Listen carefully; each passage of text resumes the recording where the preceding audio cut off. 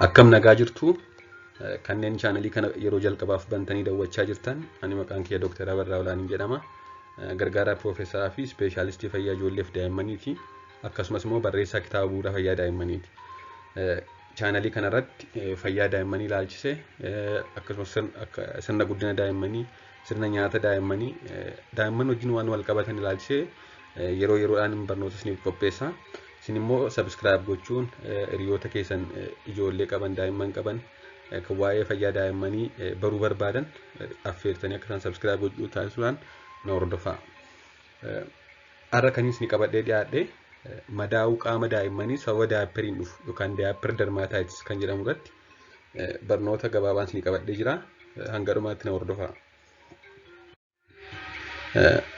Daayipper dermaatitis yookaan madaa'uun qaama daa'immanii kan naannoo qaama saalaa isaanii kan sababa daayipperiitiin dhufu daa'imman hedduu biratti mul'ata. Dhibeen kun qaamni daa'immanii naannoo daayipperiitti hidhamu sababa lamaan akka madaa'u kan ta'udha. Sababni jalqabaani jiidhinni fincaanii fi bobbaa daayipperiin qabamee turu naannoo sananii madeessuu danda'a jechuudha.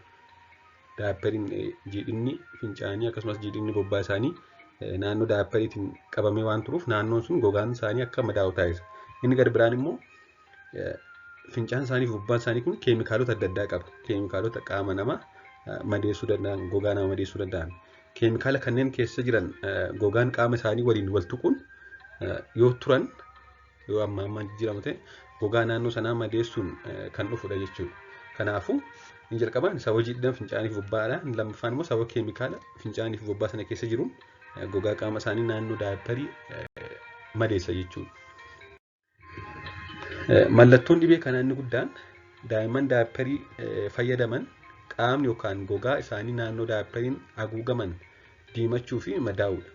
Akkuma suuraa irratti argitanii qaamni isaanii naannoo daayipperiin itti hidhamu hin diimata akkasumas immoo inni madaa'a jechuudha. Kun egaa mallattoo isa guddaadha. Haa ta'u malee yeroo akka suura kana irratti sun ta'in yeroo hedduu skin fold yookaan bakka itti gogaan wal quunnamu yookaan bakka gogaan itti dacha'u kan miidhina jechuudha. Dhibee kana ittisuuf ta'es yaaluufis wantoota maatiin gochuu qaban. Osoo daa'imni dhibee kana godhatiin dursa akkasumas immoo erga daa'imni dhibee kana godhatee maatiin kana sirreessuuf maal gochuu qabu jennee yoo ilaalle inni jalqabaa yeroo dheeraa daayipperii fayyadamuu dhiisuun qaamni naannoo wal hormaata isaanii qilleensa gahaa akka argatu taasisu. Always increase diaper free time jedhama. Amma danda'ametti daa'imman guyyaa yeroo taphatan osoo daayipperiin fayyadaman ta'e gaariidha. Maaliif sababni dhibeen kun dhufu inni guddaan fincaan qabamee turu, fincaanii fi bobbaan qabamee daayipperiidhaan qabamee naannoo qaama isaanii sanatti qabamee waan turuuf isaan gubaa akkasumas immoo ni madeessa jechuudha. Kanaaf amma danda'ametti daayipperii fayyadamuu dhiisudha. Yeroo barbaachisu duwwaa yeroo rafan qofa yeroo adda addaa qofa fayyadamuudha malee guyyaa guutuu fayyadamuun gaarii miti. Inni lammaffaan dafanii daayipperii jijjiiruu yommuu fayyadamuu dirqama ta'e dafanii jijjiiruu sa'aatii lamaan hanga sa'aatii sadii caalaa qaama isaanii irra turuu qabu. Sa'aatii sadii daayipperii isaanii jijjiiruun barbaachisaadha jechuudha. Akkasumas gosa daayipperii dhangala'aa ofitti fudhatuu fi qilleensa haalaan galchu fayyadamuu. Daayipperiin yeroo ammaa gosa hedduu jira, gosa adda addaa jira. Isaan keessaati gosni daayipperii kan dhangala'aa ofitti fudhatuu fi kan qilleensa galchu diaper that have highest water absorption akkasumas immoo kan qilleensa gaagashu kan bishaan ofitti fudhatu gosa akkasiitu fayyadamne gaariidha jechuudha. Akkasumas yeroo qaama naannoo daayipperii qulqulleessinu baay'isanii riguu dhiisu akkasumas immoo fooxaa kanaaf jedhamee qophaa'e fayyadamu. Yeroo daayipperii jijjiirru akkasumas yeroo bobbaa isaanii irraa qulqulleessinu naannoo qaama saalaa isaanii naannoo qaama daayipperiin qabee ture sana ni qulqulleessina. Yeroo kana immoo riguu dhiisu xiqqoo mashee miicne akkasumas fooxaa kanaaf jedhee qophaa'e yookaan waayipper kan jedhamu waayipperii fayyadamuun xiqqoo ni hir'isa jechuudha dhufaatii dhibee kanaa. Inni gara biraan wantoota jiidhina gogsanii fi madaa'uu ittisan kanneen akka ziink oksaayiidii fi kan kana fakkaatan daayipperii jijjiiran yeroo hunda dibuu.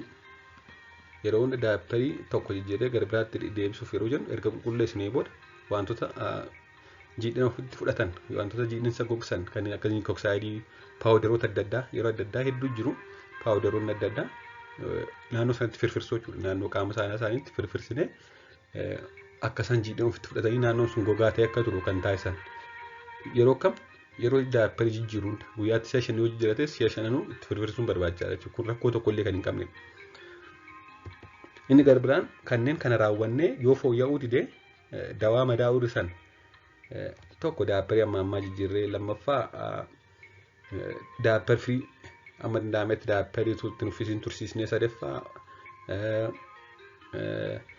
paawudaroota adda addaa kanneen zinkii oksaayidiif kan kana fakkaatan fayyadamne kanneen hunda goone yoo fooyya'uu dide maal gochuu qabna? Ogeessa fayyaa mariisuudhaan dawaan adda addaa jiru kan naannoo isaaniitti dibamuun akka madaan sun badu taasisu isaan kana dibuun barbaachisaadha jechuudha. Akkasumas gogaan qaama daa'immanii sababa kanaan madaa'e wantoonni akka baakteeriyaa fi fangasii akka bakka kanatti salphaatti guddatanii fi miidhaa fidaniif waan saaxiluuf mallattoon bakka kanaa dhibee kan akka fangasii yookiin baakteeriyaa dhufu ta'uu dhiisuu akka isaa adda baasuun barbaachisaadha. Madaan sababa fincaaniif sababa bobbaa adda addaa madaa'e gogaan isaanii sababa adda addaa madaa'e kun maal ta'a? Akka salphaatti baakteeriyaa fi fangasiin irratti wal horan ta'a jechuudha.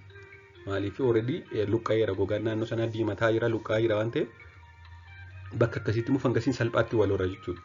Kanaaf madaa'uun sababa daapparii dhufu akka fangasii fi baakteeriyaan salphaatti bakka sanatti dhibee fidan taasisa.